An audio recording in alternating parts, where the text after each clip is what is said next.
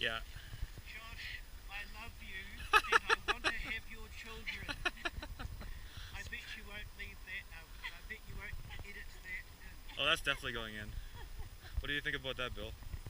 Spit it out there for morning. Yeah.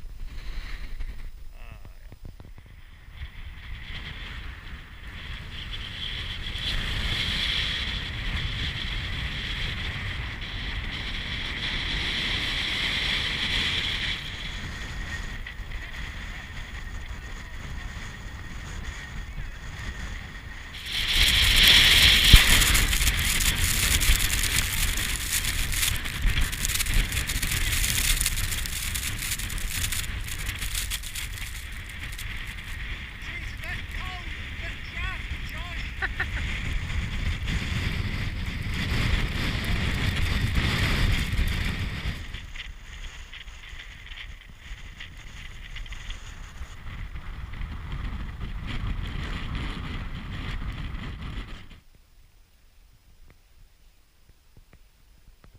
Yeah, it's beautiful.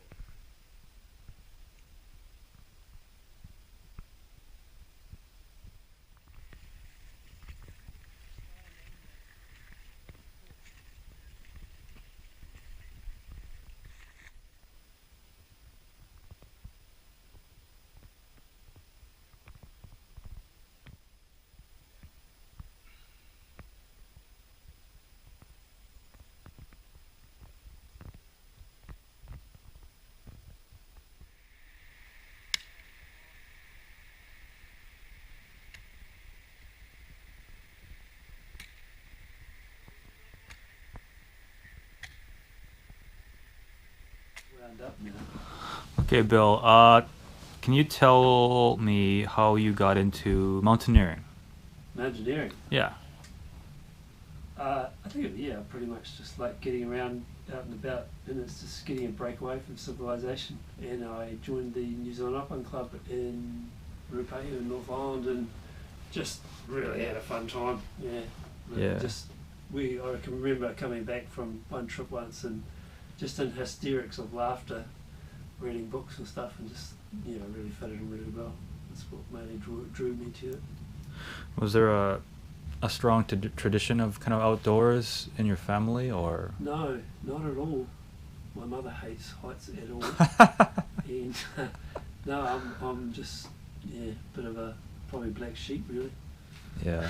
As far as going mountaineering, no one does. Rebel of the family. Yeah. So did your parents? Did you start when you were a teenager, or? I did do a little bit of tramping when I was at university, but it wasn't really that big an interest, which was weird. And then I moved to North Island, became very interested in it. I don't know why, when there's so much capability to do it in the South Island, and then moving to North Island, went to Ruapehu. Yeah. But it's a good breeding, it's a good training ground, Ruapehu. Yeah. It's getting used to that real bad weather.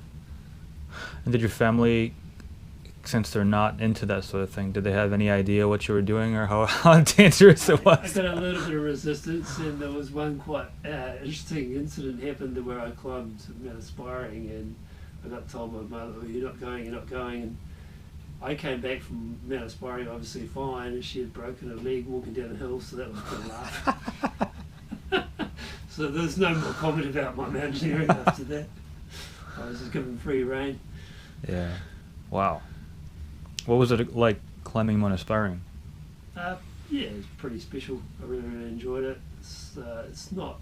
There's a few tricky sections, but I initially went up with a friend, and he hadn't trained at all much, and we got to French Retreat, and we had to go across some of the snowfields up into the Bon Air, and I said to him, "Do you really want to do this?" And he said no, so we pulled out. And I wasn't that happy, I have to say, at that stage. We went back to French Ridge and found he'd left a whole heap of gas there as well. Walked all the way out, and I thought, stuff it, I've done all the training, I'm going to just go back and climb it. And I did. I went back and met a couple of Australian guys. One was an SAS, and he had a friend, and his friend had an issue with his ears. He couldn't handle altitude, so I ended up climbing with this SAS guy. We got to the top. But it didn't actually have any rope, just climbed up ropeless. Wow. From French Shit. Ridge. We went to Colin Todd the second time. Yeah. So I basically went out and came in the next day. I tried to keep up the two Germans, and I found later that they had virtually no gear. They reckon they did it in 2 days, but I don't think they actually got to the top because it was overcast and we didn't see any tracks right to the top. And we waited for a couple of days in the hut till weather cleared. So yeah, really nice experience. So, I guess forecasting ahead, and knowing what you know about mountaineering now, would you ever want your son to do it in 10 or whatever many years, or would you be supportive? If he enjoys it and it makes him feel good, and if it's a good challenge, I don't see anything wrong with it. It helps bring kids out of themselves and gives them confidence. It's a great thing. Mr. Allen, where are we and what do we do today? We're in Tairau. Yeah, and that voice is Liz, and it's the first time I've been tramping with Liz. I've heard about her and seen her name for years, so that's quite a joy for me. Ah, wonderful. Has it been a joy for you, Liz? Oh, absolutely. It was fun. I remember Jim from the last trip, from the day trip. You were the life and soul of the party on that day trip that I did with you back in about 2010, 2009. I remembered you well. Oh. I wish I could say that I remembered Liz really well. I was probably very quiet. Yeah. I can be very quiet when I don't know people. And I'm new. Ellen, I know you're a long-time CTC person. I think you've been club captain for years. Were you club president too, or? I've never been president, but I've had a number of roles. Quite a few roles. A similar question, can you describe your earliest, fondest memories of kind of outdoors and what inspired you to do that? Okay, so I did start with caving.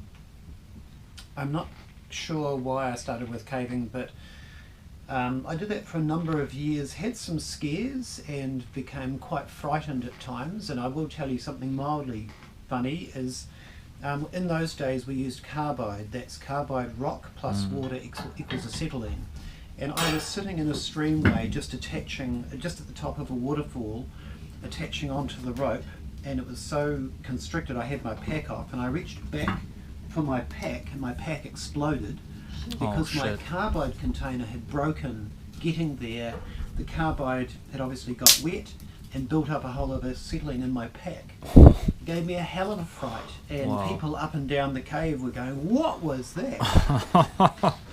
So that was pretty scary. That was very memorable. Lost eyelashes, a bit of hair. I had hair in those days. And then I thought, there's got to be something more comfortable and more social, because you've got a very small group of mainly blokes. And I kind of moved on to tramping. Wow. That's amazing. That sounds terrifying, actually, like it packs blowing up like that. Oh, it gave me a hell of a fright, I've got to say. It's not what you expect. And I started with the hospital tramping club, who were nice, but I rapidly found their trips not that tough and migrated somehow to CTC. And CTC has been a huge part of my life. You're a lifetime member now, correct? I am, yes, and Warwick has just now been given that role. It's quite an honour, I think, actually. Yeah, I've been on the committee for pretty close to 25 years straight, probably, in various roles. That's quite admirable. What about, I know you're quite an environmentalist, and I think you value sustainability very much. When did that become important to you, and how did that happen? Or just was it gradual or sudden?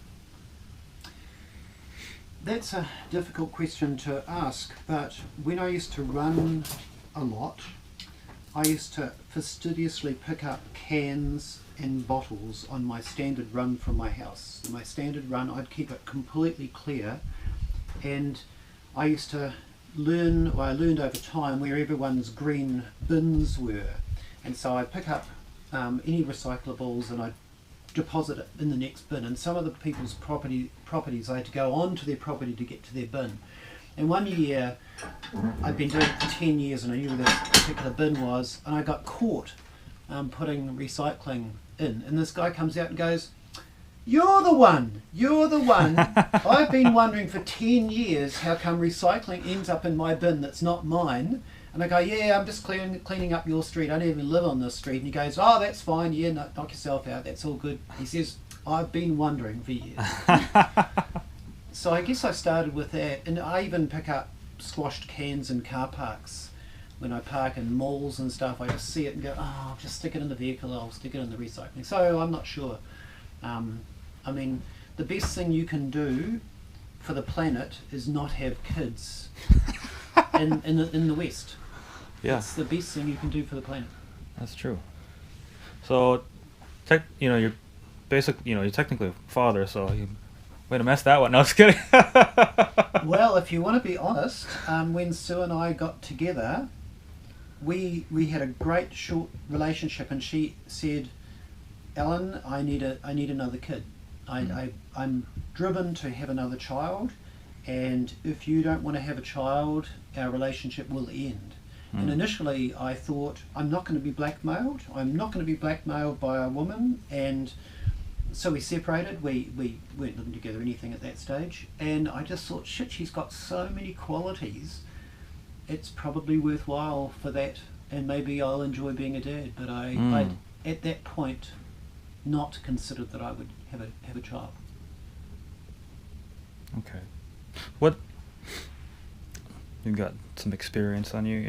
What's the best piece of advice you ever received that you feel would be also applicable to your children or future children or whatever?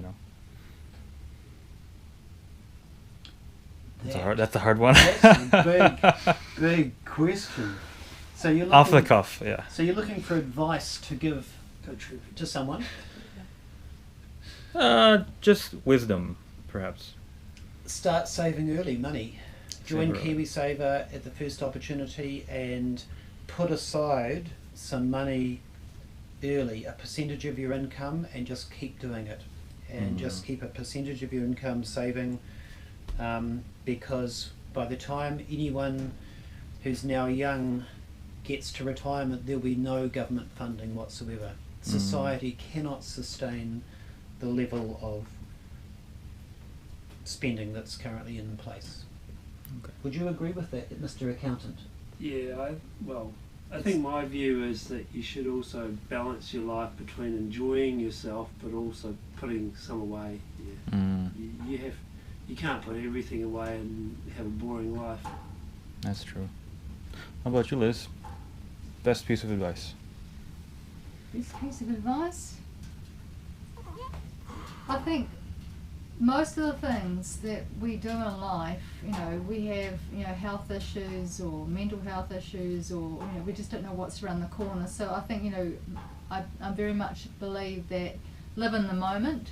We either worry about what's coming or worry about what's been and what we've done or wrong, but staying present and just being happy and looking at, the whole gratitude thing, looking at what we actually have.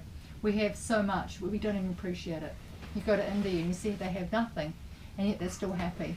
Yet we as Westerners are always angsting about how our lives are terrible, when in actual fact I think, our lives are amazing. Yeah. Well, thank you guys. Thank you.